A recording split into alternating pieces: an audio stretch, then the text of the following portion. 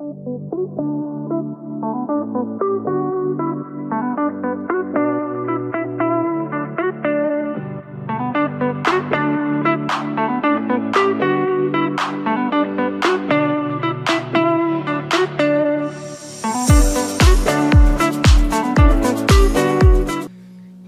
precioso es disfrutar la presencia de Dios. Oh. Yo creo que usted también, que nos está mirando ahí donde se encuentra, puede disfrutar de esta presencia tan hermosa, de poder entonar estas alabanzas al Rey de Reyes, a nuestro Señor de Señores, a poderle expresar desde lo profundo de nuestro corazón cuánto lo amamos, cuán importante es para nosotros. Cierra un momento sus ojos.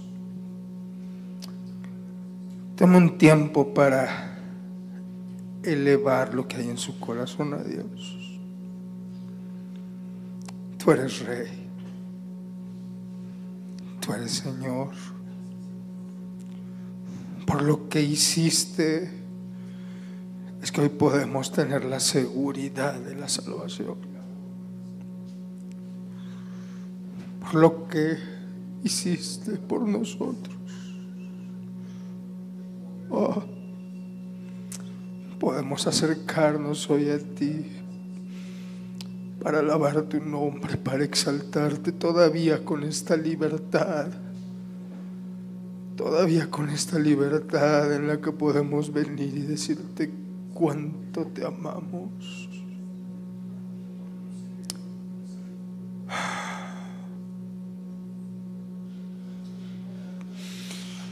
Nos decían hace un momento, qué privilegio poder entrar hasta tus atrios y poder expresarte lo que hay en nuestro corazón. No queremos almacenar más conocimiento. Permítenos que más que un conocimiento podamos día a día experimentarte. Cada día conocerte más, amarte más. Oh, nos ponemos en tus manos, bendito Señor. Gracias, a ti sea la gloria por siempre. Ocupe su lugar, hermano.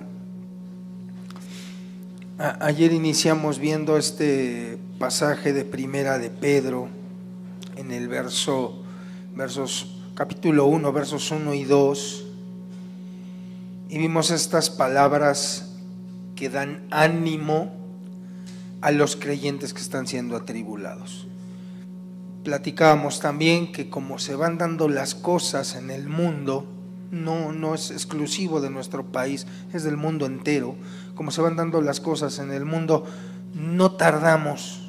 De hecho, muchos ya somos atribulados, ya somos señalados por el hecho de nuestra vida, de nuestra conducta, de nuestra manera de pensar, de nuestra manera de actuar, de obedecer los mandamientos de Dios. Y veíamos que en una situación muy similar se encontraba todos estos expatriados que estaban al norte de Roma, y veíamos cómo Pedro esta carta le escribe para animarlos, y lo primero con lo que los anima, les recuerda que somos elegidos, que somos los favoritos de Dios, que hemos sido por parte de Dios llamados a sobresalir ante los demás por nuestra manera de vivir, nuestra manera de actuar.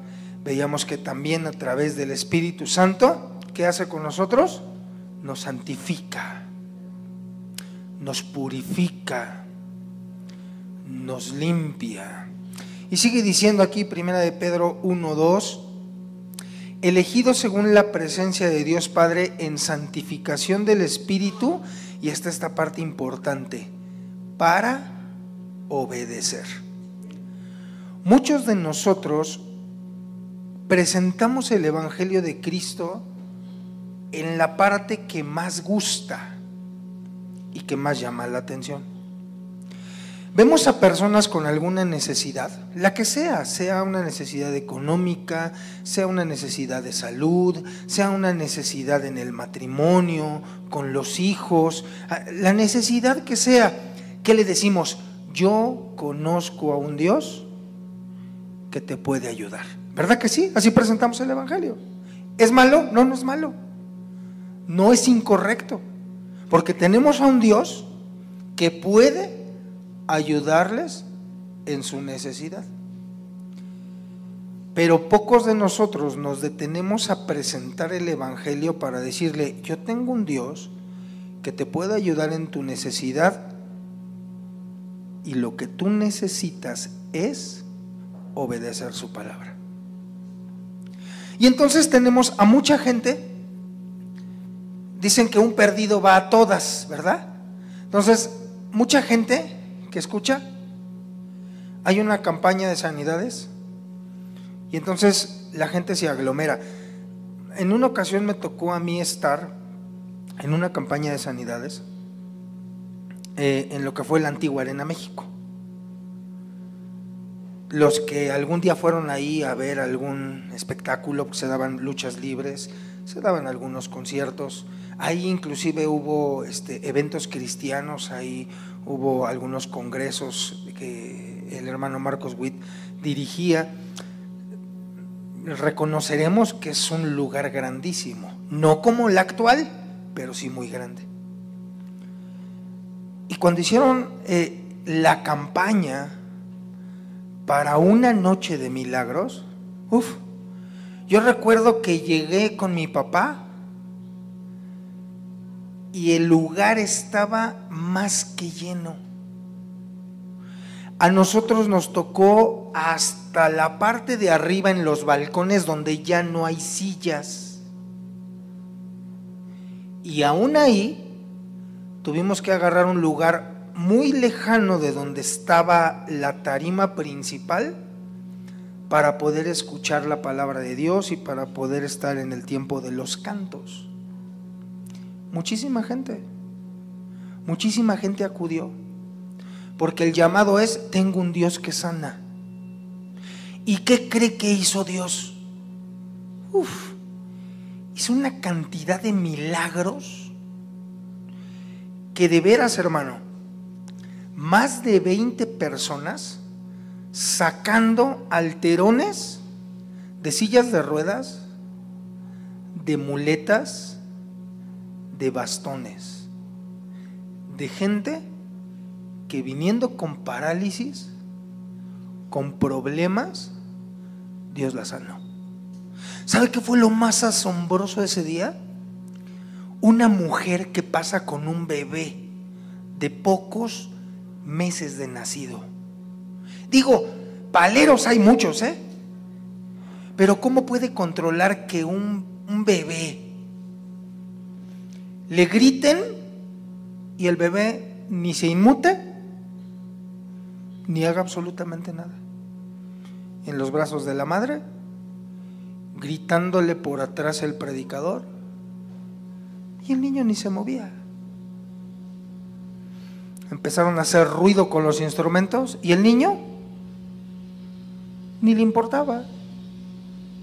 Y es difícil que un niño, ante un escándalo, por lo menos no voltee. Bueno, el hermano tomó, puso sus manos en los oídos del niño, oró por él, y cuando retiró los dedos, el niño comenzó a voltear para todos lados porque empezó a oír el algarabío de las personas.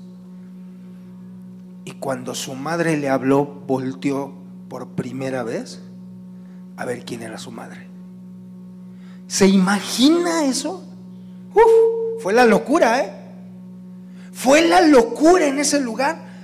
Pero hoy me pregunto, ¿cuántos de esos que recibieron esa sanidad hoy todavía permanecen firmes en la fe?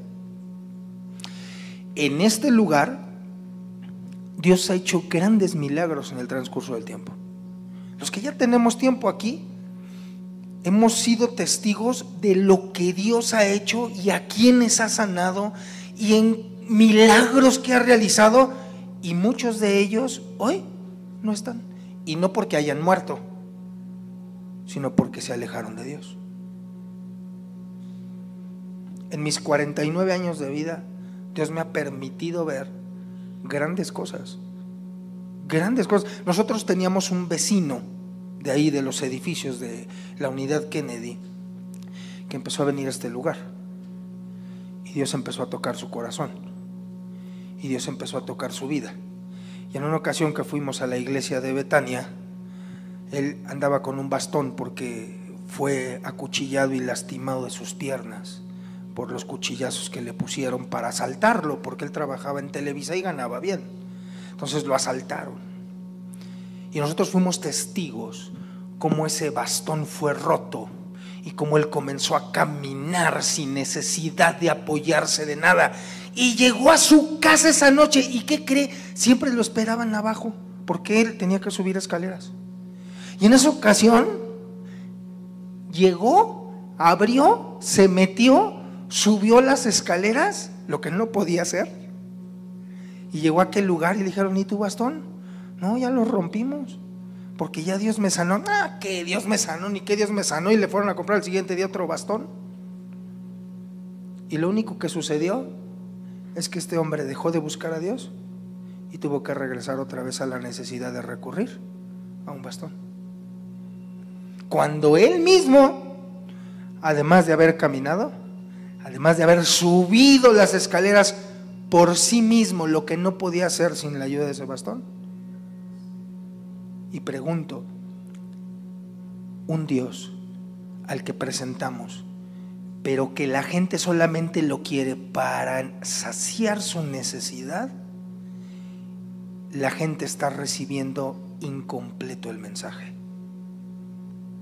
Porque le hablamos de un Dios poderoso, y lo es. Le hablamos de un Dios que hace milagros, que hace maravillas, que hace cosas impresionantes, y lo es.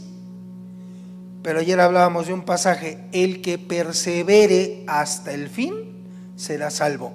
¿En qué tenemos que perseverar? En lo que dice aquí: elegidos por Dios para ser santificados del Espíritu, para obedecer. Parecemos como cristianos como los niños chiquitos. Yo recuerdo a muchos, y entre ellos a mi hijo, que cuando les dábamos una dona de chocolate, ¿qué cree que se comía? El chocolate, ¿verdad? Difícilmente se comen el pan. Yo conocí a muchos que, mire, le mordían, y ya cuando le habían roído todo el chocolate, dejaban lo demás. Acábatelo. No, ya me comí el chocolate. Pero el pan, no, pan no quiero, quiero el chocolate. Y a veces como cristianos así somos. Queremos de parte de Dios todo lo que nos gusta, todo lo que nos agrada. Ayer hablábamos de que Él provee salvación. Ayer hablábamos de que por ser de alguna manera los elegidos de Él, ve por nosotros de una manera muy especial. Y ahí tiene al pueblo de Israel. Al pueblo de Israel, cuando llegó a Egipto y que fueron esclavizados por los egipcios, como era un pueblo que Dios había elegido, como era un pueblo señalado, como era un pueblo especial, la Biblia dice que las plagas tocaron y lastimaron toda la tierra de Egipto, pero no el lugar en donde estaba el pueblo elegido y favorito de Dios. Y como creyentes, muchos de nosotros hemos podido experimentar el cuidado y el poder de Dios en muchas situaciones, pero a veces perdemos el piso y solamente queremos la parte del favoritismo, pero no estamos dispuestos a obedecer. Y aquí en este pasaje dice: fuimos elegidos, eres un favorito, fuiste seleccionado, estás llamado a sobresalir. Dios ha permitido que a través del Espíritu Santo seamos purificados, seamos limpiados. Y luego dice: ¿con qué propósito? Para obedecer. Como dijeran nuestros ancestros, ahí es donde la puerca tuerce el rabo, ¿verdad? Porque queremos todo, menos comprometernos a obedecer. Porque cuando nos comprometemos a obedecer hay cosas que no nos gustan. Y esta palabra obedecer dice, o se puede entender como poner atención. Poner atención. Luego entonces, en la mayoría de los trabajos, bueno, no hablemos de trabajos, juegos de mesa. Yo estoy seguro que aquí la mayoría hemos en alguna ocasión jugado algún juego de mesa. Yo pregunto, ¿cuántos para jugar el juego de mesa que sea, porque hay unos bien famosos, serpientes y escaleras, ¿verdad que está bien fácil? ¿No? Es de los más facilitos. Damas chinas, damas inglesas, el uno, turista mundial. ¿Cuántos nos hemos detenido a leer las instrucciones? Mire, yo he sabido de muchos casos en donde están a la mitad del juego y de repente alguien dice, ahí está, no, pero pues esa no toca, no, es que la regla dice. Y uno voltea y dice, ah, bueno, la regla dice, ¿no? Pues la regla dice. Pero ¿cuántos verdaderamente agarran, voltean el instructivo, la caja o el juego para ver si sí lo dice la regla o no? Usted sabe a mí me decían el rudo, ¿y sabe por qué me decían el rudo? Porque me hacía trampa yo solito, imagínese. Si jugando me hacía trampa yo solito, ¿qué esperaban los demás? Entonces a muchos me los llevé al baile porque les decía, las reglas dicen. Hubo una ocasión que alguien sí las leyó y dijo, no es cierto, las reglas no dicen eso. ¿Verdad que sí? ¿Cuántos estamos acostumbrados a leer las reglas? Queremos ponerle en el 1, toma 20 y toma 50. Pero no leemos las reglas que nos pueden ayudar a protegernos o que nos pueden ayudar a decir, no, eso no lo puedes hacer. Son reglas. ¿Cuántos de los que manejamos una moto o un automóvil o un camión o cualquier automotor nos hemos detenido a leer el reglamento? Para saber si podemos o no podemos y cuándo podemos o cuándo no podemos. Estos días que entró en vigor el nuevo reglamento en donde ya hay muchas sanciones para los motociclistas y entre ellas que tienen que tener cascos de cierto nivel de protección, ha disminuido la cantidad de motociclistas que están circulando en la Ciudad de México y el Estado de México. Y además de que han disminuido, ya son menos los que arriesgan su vida realizando maniobras inapropiadas. Porque todavía no saben si se las van a cumplir o no se las van a cumplir. Pero en primera muchos dicen, pues mejor no salgo porque no tengo el casco. Otros dicen, mejor me voy detrás del carro en lugar de agarrar las líneas divisorias de carril como mi carril. Porque todavía no saben si se los van a aplicar. Pero a ver, pregunto, ¿cuántos hemos leído el reglamento? Porque nos detiene uno de tránsito y nos pide algo y no, espérame, el reglamento no dice esto. No, es que eres acreedor a una sanción de tanto. No, el reglamento dice que la sanción es esta. ¿Cuántos lo conocemos? Y como cristianos, sí, como conductores difícilmente lo hacemos. Como cristianos a veces queremos hacer lo mismo con Dios. Apenas hace poco vino un hermano a decirnos de algunas frases que hemos acuñado y que hemos expresado aún detrás de este púlpito y dice, eso ni siquiera está en la Biblia. Eso lo dijo Mahatma Gandhi. Y nosotros bien felices repitiendo desde el púlpito algo humanista y no de Dios. ¿Ah? Nos decía el pastor apenas que andamos pensando que Adán y Eva se comieron la manzana. ¿No lo ponen hasta en los refrescos? Manzanita sol. O sea, ¿y lo enseña la Biblia? No lo enseña. Muchos hablamos de la ballena de Jonás. Cuando la Biblia dice un gran pez, no habla de que sea una ballena. Pero nosotros, como no conocemos, lo primero que queremos y que nos conviene lo usamos. ¿Cuántos hemos dicho, como dice la Biblia, ayúdate que yo te ayudaré? No lo dice la Biblia. No lo dice. Pero ahí andamos repitiéndolo. ¿Por qué? Porque nos conviene. porque nos conviene. Ahora, importante para obedecer es conocer la palabra. Tú y yo no podemos obedecer si no conocemos la palabra. Ahí en la palabra tenemos lo que debemos hacer y lo que no debemos hacer. Entonces, ¿a qué le debo de poner atención? ¿A lo que me dicen en este púlpito? Sí y no. ¿A qué le tengo que poner atención? A lo que la persona dentro del tiempo de oración llega y me susurra al oído: Dios me dijo para ti esta palabra, y comienza a vertir una palabra. ¿A eso le tengo que poner atención? Sí y no. ¿Qué parte sí? La parte que va de acuerdo a la Biblia. ¿Que no? La parte que no va de acuerdo a lo que dice la Biblia.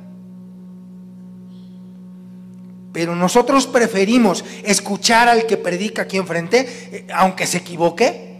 Preferimos escuchar al que se acerca en el tiempo de oración a darnos una palabra por considerarlo un profeta, aunque se equivoque y aunque vaya en contra de la palabra de Dios, que en verdad ir a la palabra y ver qué Dios tiene para mí. Creemos a filosofías humanas y entonces obedecemos de manera incorrecta. Poner atención a la palabra, pero también por implicación, es decir, implícito en la palabra obedecer quiere decir: pon atención a las leyes y obedécelas. No nada más se trata de aprenderlas. Yo le he venido diciendo al Señor en mi tiempo de oración: Señor, yo ya no quiero conocimiento. No quiero que la gente tenga conocimiento. No quiero que se imparta conocimiento solamente, sino que en verdad podamos experimentar lo que estamos conociendo en la palabra. Muchos de nosotros estamos aquí porque hemos conocido un Dios todopoderoso, pero ¿qué va a pasar si el día de mañana nos cierran la puerta y dicen: no puedes predicar más el evangelio, y si predicas el evangelio te encierro? ¿Qué vamos a hacer? Bueno, pues me voy a mi casa y no hago nada. Qué bueno, hermano, yo ya no quería ir los martes y los miércoles, mejor hago otras cositas en mi casa. Ay, qué bien, así los lunes ya no voy a los ensayos de los músicos porque tengo tantas cosas que hacer. ¿Esa va a ser nuestra acción? O como dice la palabra, es mejor obedecer a Dios antes que a los hombres, por eso tenemos que seguir predicando la palabra, dijeron los apóstoles. ¿Qué vamos a obedecer? No puede haber santificación por parte del Espíritu si no hay obediencia a los mandatos de Dios. El Espíritu Santo viene y nos limpia y nos dice: ya no te ensucies más. Muchas veces yo le he puesto esta ilustración del cochino y del puerco, ¿verdad? Yo tenía una frase acuñada que decía: sudo como ¿qué? Como puerco. Así es. Y así habemos mucho que estoy sudando como puerco, hasta que un día una persona estudiosa de los animales me dijo: no, los puercos no sudan. Los puercos no sudan. Está mal esa frase, no es correcta. Un puerco no suda, por eso tiene que ir al lodo, por eso se arrastra en el lodo y se revuelca, porque como no suda, cuando tiene que moverse, siente por dentro que se quema. No puede sacar el calor corporal el puerco, por eso va y se revuelca en el lodo, y el lodo, aunque se seca, lo mantiene fresco. Y nosotros decimos: qué puerco, qué cochino, qué marrano, qué cerdo, porque es un cochino que siempre está sucio. Y así hemos acuñado, ¿verdad?, la frase: eres un puerco porque está sucio. Porque además de todo, te bañas y otra vez. Y así usted le eche agua al puerco y lo bañe, ¿qué cree que va a hacer? Va a ir al lodo y se va a revolcar. ¿Por qué? Porque no suda. Y mientras yo iba en el auto le decía al Señor: Señor, ¿y qué necesita el puerco para estar limpio entonces? Y me decía Dios: un cambio de naturaleza. Porque si el puerco deja de tener esa naturaleza y obtiene una naturaleza como los otros animales que sí sudan o que sí sacan el calor corporal de alguna forma, dejará de irse a revolcar al lodo, ya no lo va a necesitar. Y el Señor me decía: así el cristiano no puede dejar su pecado, no puede dejarlo y estar revuélquese y revuélquese y revuélquese en él. Por más que venga, por más que se limpie, por más que escuche la palabra, por más que el Señor lo toque, va a regresar a revolcarse, porque la naturaleza no ha sido cambiada. Eso es parte de lo que Dios provee cuando creemos en Él. Cambia nuestra naturaleza. Si nos da tiempo lo vemos hoy, y si no la próxima vez, porque es parte de lo que viene en lo que expresa Pedro a estos hermanos que son perseguidos. Entonces decía Dios, ¿quieres obedecer? Sí, déjame que te cambie la naturaleza. No puedo cambiar tu naturaleza si tú no quieres cambiar. Si solamente estás dispuesto a comerte el chocolate, pero no el pan completo. Si solamente quieres lo bueno, pero no quieres obedecer las leyes. ¿Estamos dispuestos a obedecer? Sí, Señor, estamos dispuestos. Entonces cambia tu naturaleza para que puedas obedecer. Eso es lo que Dios hace. Ahora, mira, vamos a este pasaje de Efesios 2:10. Hemos sido llamados a salir del pecado para obedecer a Cristo, es decir, dejar de obedecer lo que va en contra de las leyes de Dios, para obedecer a Dios. Dice Efesios 2:10, porque somos hechura suya, creados en Cristo Jesús para buenas obras. Entonces, ¿por qué seguimos haciendo malas obras? Entonces, ¿por qué seguimos siendo malos? Entonces, ¿por qué seguimos haciendo cosas a propósito? Entonces, ¿por qué seguimos poniéndole el pie a nuestros compañeros de trabajo? Entonces, ¿por qué somos de doble moral? Entonces, ¿por qué somos de doble actuar y doble pensar? Porque todos ven que lo hago para su bien, pero yo por abajo estoy fraguando un plan para derrocarlo, para tumbarlo, para tirarlo. ¿Por qué somos así? Porque no hemos sido hechura de Cristo. No hemos sido hechura de Cristo. Pero los que hemos permitido que Él haga en nosotros una nueva criatura, entendamos algo: Él no nos hace libres para regresar otra vez a pecar. Él no nos perdona para volver a pecar. Él no nos limpia para volver a ensuciarnos.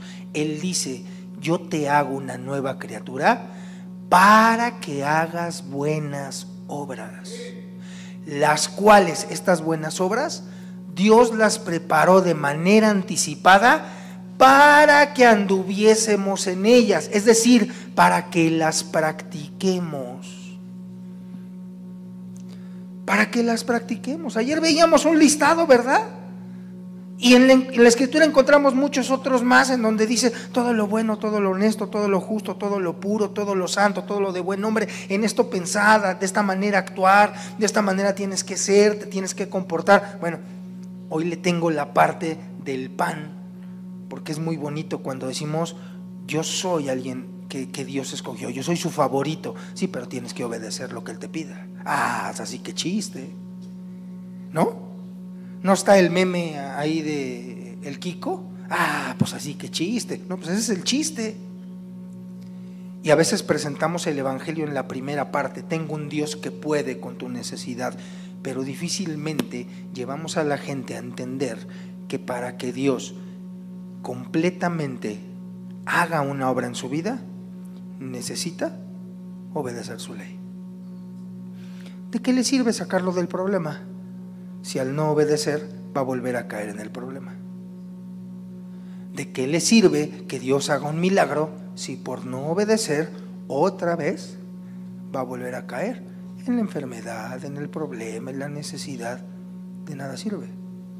El evangelio completo no solamente es el hecho de decir tengo un Dios poderoso que puede solventar tu necesidad, también es decirle lo que necesitas es obedecerlo.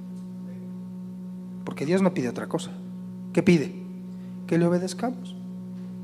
Mire, 1 Tesalonicenses 1, del 4 al 10, es un pasaje largo. Dice: porque conocemos, hermanos amados de Dios, vuestra elección, es decir, que fuiste elegido por Dios, que eres favorito de Dios. Y dice el 5: pues nuestro evangelio no llegó a vosotros en palabras solamente, sino también en poder, en el Espíritu Santo y en plena certidumbre, como bien sabéis cuáles fuimos entre vosotros por amor de vosotros. El 6, y vosotros vinisteis a ser imitadores de nosotros y del Señor, recibiendo la palabra, miren qué momento, en medio de gran tribulación. Ay, hermano, ¿quién va a querer obedecer cuando hay problemas? Pues es un buen momento para decir, pero la palabra no la demos incompleta, démosla completa. ¿Tienes problemas? ¿Tienes necesidades? Sí, obedece a Dios y Él te va a ayudar con tu necesidad.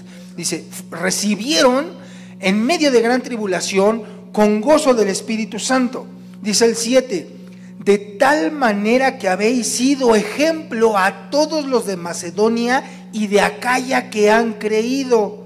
El 8, porque partiendo de vosotros ha sido divulgada la palabra del Señor, no solo en Macedonia y Acaya, sino que también en todo lugar vuestra fe en Dios se ha extendido, de modo que nosotros no tenemos necesidad de hablar nada. Ahora, fíjese cómo se extendió la palabra de Dios, dice el 9, porque ellos mismos cuentan de nosotros la manera en que nos recibisteis y cómo os convertisteis de los ídolos a Dios para servir al Dios vivo y verdadero. 10, y esperar de los cielos a su Hijo, al cual resucitó de los muertos, a Jesús, quien nos libra de la ira venidera. Fíjese lo que ellos predicaban, no solo de palabra, sino de hecho.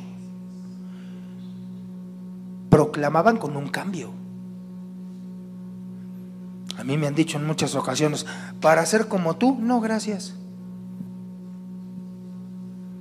A mí me han dicho muchas veces cuando les quiero presentar a Cristo, para hablar como tú hablas, para pensar como tú piensas, para ir a donde vas. No, mejor déjame como estoy. ¿Eso es difícil?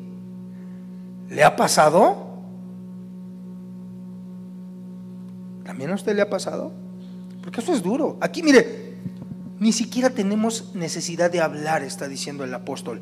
Porque cuando llegamos a hablar de la palabra, dicen, sí, los de Tesalónica así son. Nos consta que siendo adoradores de ídolos, ahora sirven al Dios verdadero y viven esperando el regreso de su Hijo Jesucristo. Caray. ¿Se imagina qué testimonio estaban dando los de Tesalónica? Que los demás habían escuchado de ellos la palabra, pero no solamente la habían escuchado, daban testimonio de que lo que ellos predicaban era verdad. Por eso cuando llegaba el apóstol con todos los demás, les venimos a presentar, el de Tesalónica, sí, ese Dios lo conocemos, ya nos vinieron a hablar y es poderoso. Hemos visto cómo ellos cambiaron su manera de pensar, su manera de actuar, y ahora viven esperando el regreso, la promesa de ese Hijo de Dios llamado Jesucristo. Fíjese nada más, o sea, decía el pastor apenas, muchos tienen por tardanza y dicen, sí, desde hace 2000 años que yo vengo escuchando que Cristo viene. Y luego, ¿qué porque lo han venido diciendo de atrás no va a venir? Claro que va a venir.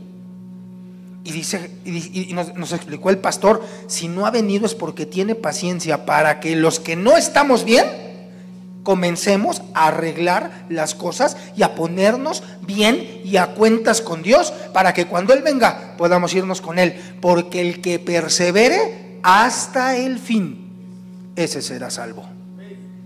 No el que escuche hoy la palabra, no el que derrame hoy sus lágrimas, no el que llegue a casa el día de hoy y tenga un tiempo de alabanza y de adoración con la familia o un altar familiar, no aquel que llegue hoy y por ser hoy y por haber escuchado la palabra se ponga a leer y le dure para hoy y mañana. No, el que persevere hasta el fin. Por eso decía, si la situación hoy cambia y comenzamos a ser perseguidos, ¿qué vamos a hacer? Hoy venimos cuando queremos. Y cuando ya no podamos venir, ¿cómo será nuestra vida? ¿Cómo será nuestra manera de obedecer los mandamientos de Dios? De alguna manera lo que Pedro está haciendo aquí en esta carta es animar Ya se empezó a desarmar. Ay, lo dejamos tantito, ahorita lo armamos.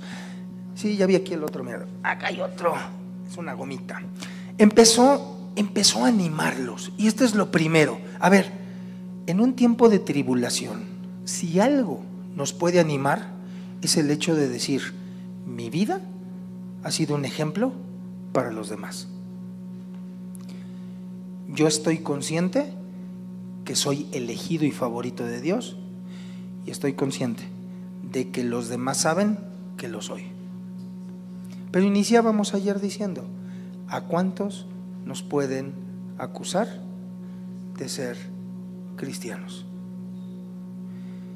Si te pueden acusar de ser cristiano, yo estoy seguro que estas palabras para ti no son nuevas y son un anhelo de tu vida: obedecer a Dios. Si aún no te has decidido por obedecer a Dios, hoy es el día. Hoy es el momento. Hoy es un tiempo para que tú pienses. Hoy es un tiempo para que tú reflexiones y para que tú digas: ¿cómo debo vivir? ¿Cómo debo actuar? Hay una frase que se ha hecho muy popular, y que cuando una niña llegó con la mamá y le dijo: ¿cómo me debo de comportar?, la mamá le dijo: te voy a dar una fórmula muy fácil. Y le decía: cuando no sepas qué debes hacer, pregúntate qué haría Jesús. Y cuando yo escuché la primera vez esta frase, dije: wow, interesante. Cuando yo no sepa qué hacer, ¿qué me tengo que preguntar? ¿Qué haría Jesús? Y el día de antier, Dios me confrontó y me dijo: díselo a esa persona que cuando no sepa qué hacer, se comporte como lo haría Jesús. Y cuando volteé a ver quién era, dije: pero él no conoce a Jesús. Y me dijo: exacto, ese es el problema. Tú le dices a la gente: ¿no sabes cómo obedecer? Haz lo que haría Jesús. Y yo quiero hoy cuestionarte a ti: ¿conoces lo que hizo Jesús? ¿Tienes presente la manera en que se condujo Jesús mientras estuvo en la tierra? ¿Sabemos lo que Jesús hizo? ¿O solamente nos da por oír a ver qué me dicen detrás del púlpito acerca de Jesús? Quiero invitarte a que hoy te decidas por conocerlo, porque aunque yo te diga: ¿quieres saber qué hacer? Haz lo que haría Jesús. Tú me vas a decir: ¿y qué haría Jesús en ese momento? Y si tú me dices eso, ¿qué crees que voy a deducir? Que no lo conoces, porque no lees la palabra. Porque Jesús no está oculto para nadie. La vida de Él, mira, tan precioso nuestro Dios, que ninguno de nosotros, no fue por voluntad humana, no fue porque nosotros quisiéramos conocerlo, no fue porque nosotros dijéramos: Dios, ¿cómo eres? Dinos cómo eres, muéstrate a nuestras vidas. No fue por eso. Dice la Escritura: Él quiso revelarse a nosotros a través de la palabra. A mí no me hagas caso. Ve a la palabra. Toma la Escritura.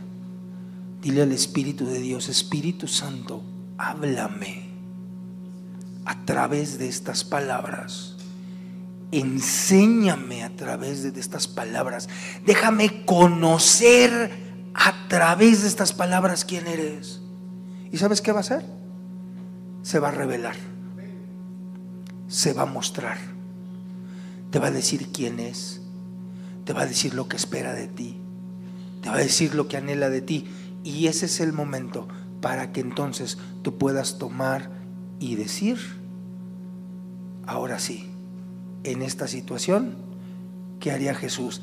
Lo que hizo aquí, mira, cuando lo acusaron, cuando tuvo que pagar impuestos, cuando tuvo que salir de en medio de la trifulca, cuando fue injuriado, cuando fue azotado, cuando fue llevado de un lado a otro, cuando había tormenta, cuando había problemas, cuando fue tentado, y síguele. Hay muchas cosas en la Escritura. La Escritura de Génesis, Apocalipsis está plagada de él. ¿Quieres conocerlo?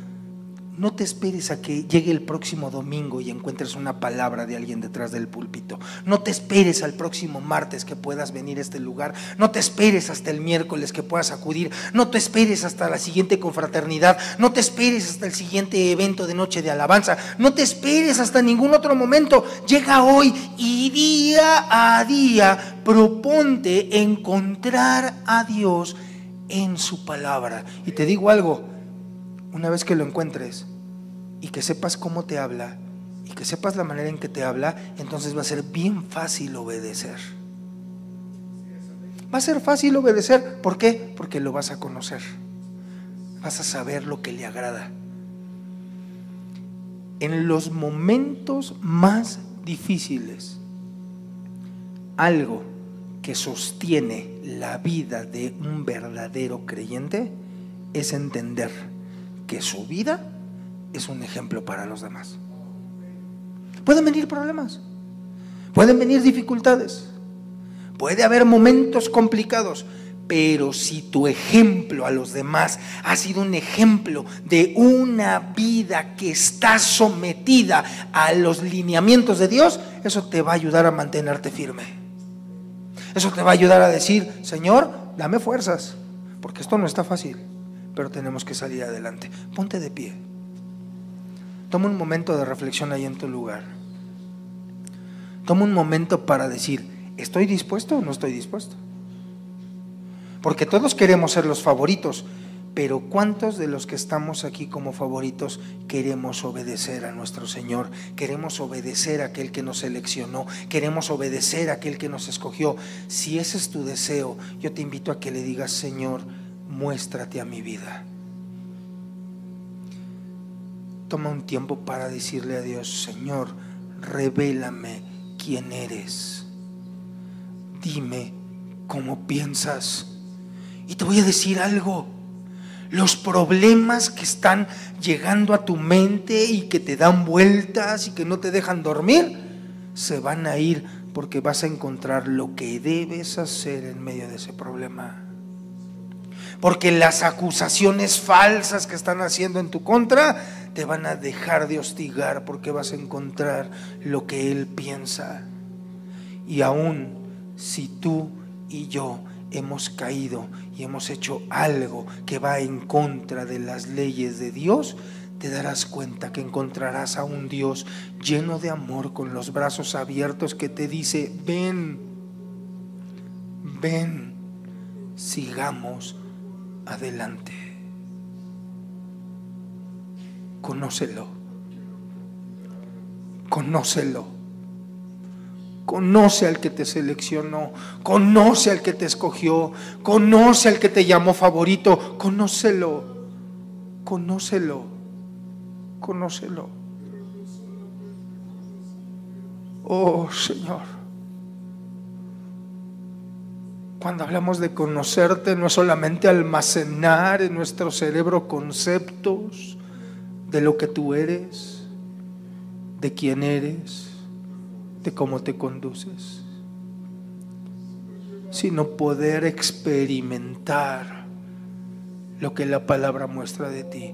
He caído, quiero experimentarte como el Dios que perdona, y el Dios que ama, y el Dios que cambia, el Dios que redarguye, el Dios que quita culpas.